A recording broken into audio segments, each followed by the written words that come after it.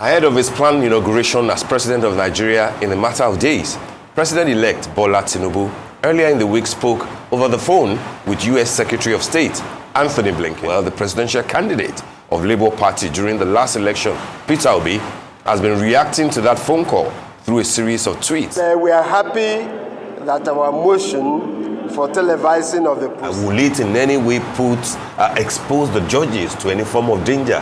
I believe that those are the kind of considerations that even the judges will look at. Hello beautiful people, welcome once again to our weekly edition of Politics Analysis. But as usual, before I proceed, this is the best time for you to pause the video, go subscribe to the channel if you haven't done so, give the video a thumbs up which helps to show the video to more people, activate your notification bell to get notified of any of our new videos. Thank you. Now, let's get into his inauguration as president of Nigeria in a matter of days. President-elect Bola Tinubu earlier in the week spoke over the phone with U.S. Secretary of State Antony Blinken, who assured him of America's readiness to deepen cooperation with Nigeria in the development of democracy. The American diplomat also assured Tinubu of Washington's commitment to further strengthening bilateral relationship with the incoming administration. Well, sometimes last week, the U.S. State Department issued a statement that a list of Nigerians had been placed under travel restriction by the American government for their roles in undermining recent elections in the country. While Nigerians were coming to terms with that development, that report about U.S. Secretary of State's telephone call to President-elect Bola Tinubu emerged. Well, the presidential candidate of Labour Party during the last election, Peter Obi, has been reacting to that phone call through a series of tweets, starting with this one. There is still a lack of clarity on the basis of the U.S. Secretary of State, Antony J. Blinken's call to APC's presidential candidate, Bola Ahmed Tinubu, on 16th May 2023. The most fundamental tenet and core value of democracy is the rule of law. Another tweet says Nigeria's democracy is founded on these principles which the American people hold dear. Without the risk of interfering in Nigeria's domestic affairs, the U.S.-Nigeria relationship should be guided by the core values of democracy. Above all, Nigerians expect that the U.S. responses to our affairs should be based on mutual respect, shared ideals, aspirations, and interests, which ought to transcend considerations of any individual.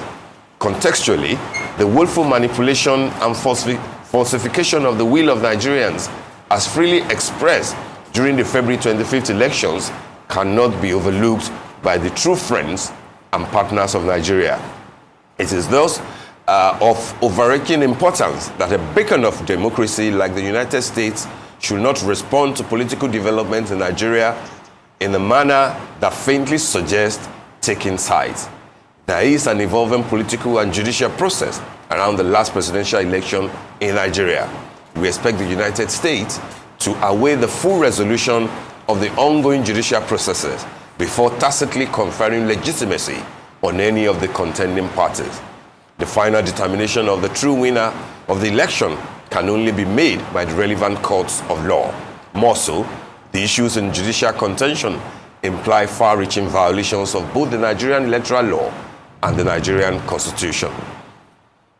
And of course, that's by Peter Obi, and the candidate of the Labour Party, responding to Antony Blinken's, if you like, congratulatory message to the president-elect Asiwaju Bola Ahmed Tinubu, and basically, telling him that America will be ready to work with Nigeria under his leadership, looking at different areas, mutual cooperation, bilateral agreement.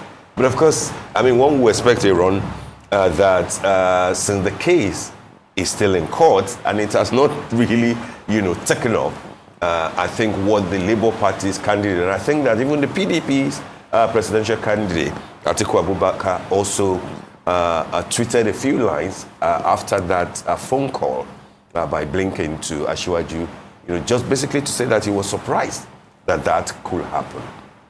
Well, nobody will expect that the Americans will put out any further clarification. I think that what Antony Blinken did was clear enough, is to say that he does not expect that there will be a vacuum, and we can more or less interpreted to mean that, yes, this is not about taking sides, but this is about dealing with Nigeria at the point where Nigeria is at the moment. And the point where Nigeria is that, yes, presidential election took place on February the 25th. Announcement of a winner was made on the 1st of March, and that there will be an inauguration on the 29th of May. But that does not stop the law, the courts, the tribunal and the courts from doing their work, which is the basis of the point being made by Mr. Peter Obi. How much of that will influence what not just the Americans, but other world leaders will do in dealing with Nigeria, dealing with the incoming president, we just have to wait and see how things pan out. But then again, there can be a vacuum. There's nothing that suggests up till now that the inauguration will not take place. And once the inauguration takes place, the president-elect becomes the president. It becomes the commander-in-chief. It becomes the number one citizen of the country, and he will have to carry the authority of that office in dealing with United States and other world leaders, as the case may be. What do you think? I think from the camp of Peter Obi and the body language, they believe that the United States, of course, Antony Blinken representing the United States now, and even their president, because he deals with foreign affairs and foreign matters. And I must say that, yes, they are almost saying that the Americans are talking from both sides of the cheek, literally understanding that days before the said phone call, there were talks about there were talks about the list of people that were banned, that were involved in electoral malpractice or probably undermining the democracy. And of course, they didn't release names, but they also said that several individuals had been banned. No further clarity was given to that particular statement. Then they go ahead to also congratulate, if you would permit me to use that word, the president-elect Bola Ahmed Tinubu. And it's for Peter Obi and probably for Abubakar Atiku. They feel that that's an endorsement on the entire process. But call it what you may, like you said, it cannot, governance and the state of Nigeria cannot operate in a vacuum. Absolutely. But at the same time, I don't think we should pay any significance or any overarching significance on what America says. We should start thinking of probably consolidating our own stance, our own base, and more importantly, not just consolidating our own base, ensuring that as it stands, that whatever happens, the endorsement that we should be looking for are not endorsements from the EU, not from America or from China, but from the people, the sovereign people of Nigeria and the electorate that went out there to exercise their franchise. Absolutely, I agree with you. Now let's talk about traffic at the presidential election petition court has been relatively slow, especially regarding the pending cases against the declaration of Bola Ahmed Tinubu as winner of the 25th of February presidential election. Atiku Abubakar of the People's Democratic Party and the Labour Party's Peter Obi are challenging the credibility of the election as well as the constitutionality of Inec's action in declaring Tinubu as winner. But in one of the decisions of the week, the court on Thursday reserved a ruling on an application by Atiku and Obi for proceedings before the court to be telecast live. Arise correspondent Godfrey Esemoge reports. The proceedings begins with Atiku and PDP counsel Chris Uche informed the court that all parties have agreed to harmonize all documents to be used during the hearing of petitions challenging the presidential election outcome. According to him, the agreement in principle is to allow only electoral materials certified by Inec be deemed admissible by counsel or witnesses during hearing of the petitions. On the application for live broadcast of proceedings of the court, Atiku's counsel described it as a matter of national significance, praying the court to grant the request. In its reply, Inec, through its counsel Abubakar Mahmood, objected to the idea of allowing cameras in the court, noting that granting such would amount to allowing the disruption of what he termed the solemn atmosphere of the courtroom, by agreeing for cameramen to affect the ideal condition for lawyers to work. Inec's counsel therefore states that the application is unnecessary and uncalled for, stressing it will defeat the whole essence of administration of justice. Bola Tinubu, through his counsel Wole Olanipekun, calls for the dismissal of the application for live broadcast with costs awarded against the petitioners, saying it is surprising that such an application had come up in the first place, stating the court is not a stadium or crusade ground.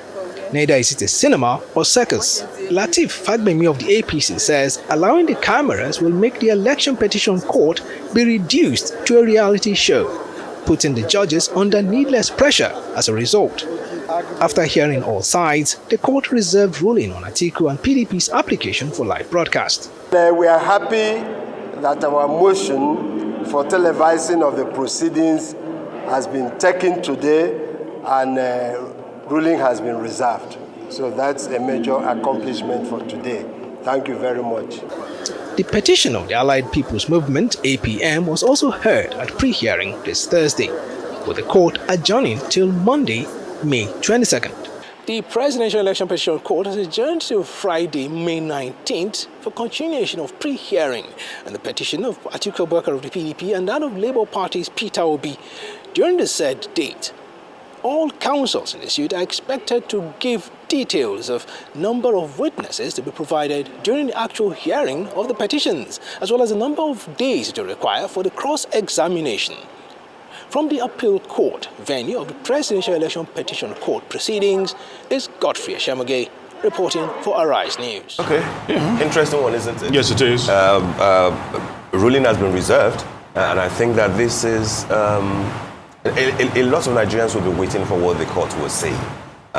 Interesting that, and not only do we have for this cycle of elections this year, that it is not a two-horse race. It was a three-horse race, clearly. But then we have a situation, interestingly too, where two of the key parties who were not declared winners are saying, yes, we are in court, you have asked us to go to court, but we would like the proceedings to be telecast live. The ruling party seems to be saying that, what for? The courts are not where, it's not a parade ground, it's not a fashion ground. Why do people need to follow things in real time? But then we will see what the court will say. It looks like people are interested, so that there won't be excuses like Inec seems to have given at that time when the promises of beavers and especially IREF and the real-time uploading of results will be done. So I think people will be interested in hearing directly in real time the argument of the people and what the judges will be saying, how they are dealing with the submissions and court. I think that's the point of what the petition from the PDP is saying. Again, you may now wonder, is this the norm in other parts of the world when you go into election tribunal and then you demand that it has to be telecast live? Will it in any way expose the judges to any form of danger? I believe that those are the kind of considerations that even the judges will look at before granting their decision. I don't think they will, but I must say that the NJC should take notice that this is a massive affront on the integrity of the courts. Because with the way things have actually played out, with what we saw with the Supreme Court and Imo State and some other very questionable decisions that have actually emanated from the apex courts. That is why people are asking.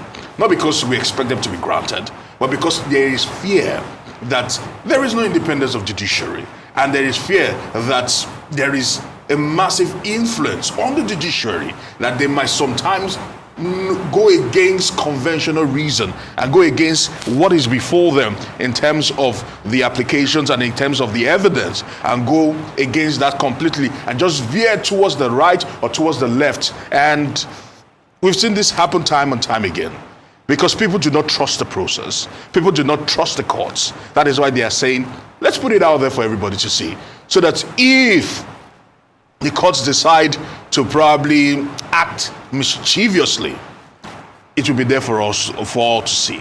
We've seen this play out time and time again. How will mischief be be detected in real life? Because Because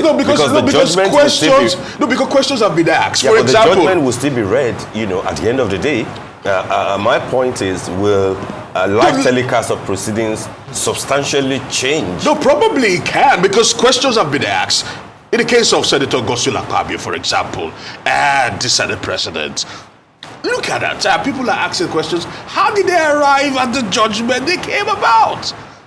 Because these are questionable judgments when the laws are spelled out in black and white. And sometimes they use technicalities to actually knock off some of these cases. In the case of Orjus Okalu and how he got to where he was. So you look at these things, people do not trust the process. It's unfortunate. It's unfortunate that people do not trust the process. See what the ruling will be. But at the same time, there's nothing that anybody can do. Absolutely. I don't think it should be televised live. Guys, and with that, we come to the end of this edition of Politics Analysis. Hope you did enjoy the video. Once more, kindly subscribe to the channel, give the video a thumbs up, and also activate your notification bell to get notified of our new videos. Also, if you have a suggestion of videos that you'd like us to talk about and analyze, feel free to make your suggestion on the comment section and we could take your advice. Thanks for watching. Until the next edition, from me, from here, it's goodbye.